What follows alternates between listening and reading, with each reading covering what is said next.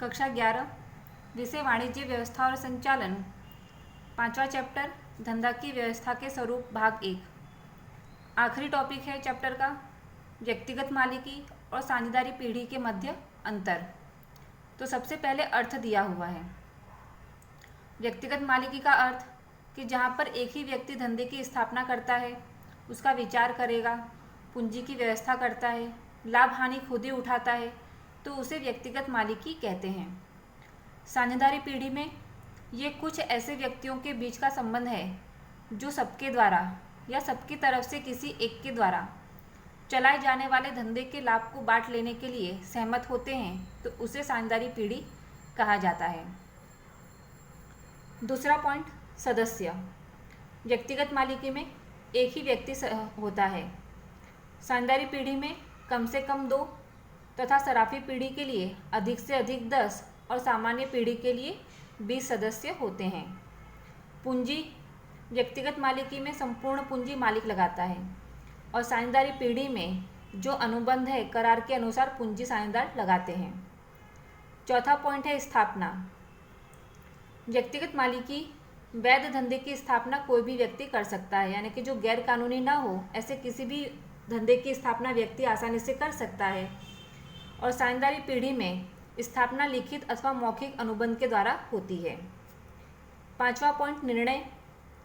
व्यक्तिगत मालिकी में एक ही व्यक्ति मालिक होने से त्वरित निर्णय यानी कि तुरंत निर्णय लिए जा सकते हैं और साझेदारी पीढ़ी में एक से ज़्यादा साझेदार होने की वजह से निर्णय लेने में विलंब होता है, देरी होती है।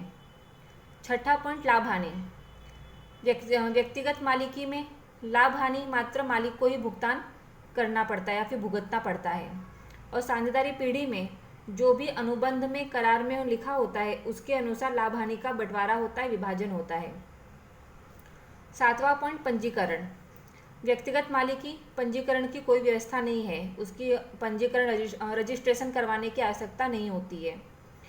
साझेदारी पीढ़ी में साझेदारी अधिनियम के अंतर्गत पंजीकरण किया जा सकता है, परंतु वह अनिवार्य नहीं है कि नहीं कराएंगे तो भी चल जाता है, लेकिन रजिस्ट्रेशन करने की व्यवस्था की गई है। लेकिन व्यक्तिगत मालिकी के रजिस्ट्रेशन की कोई व्यवस्था नहीं है। 8वां, रहस्यों की गोपनीयता।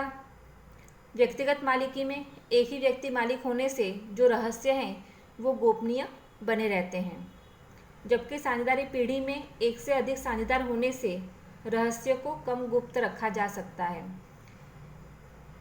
भाग का हस्तांतरण। मालिक जब चाहे तब भाग का हस्तांतरण कर सकता है, यानी कि अपना भाग वो किसी को भी दे सकता है।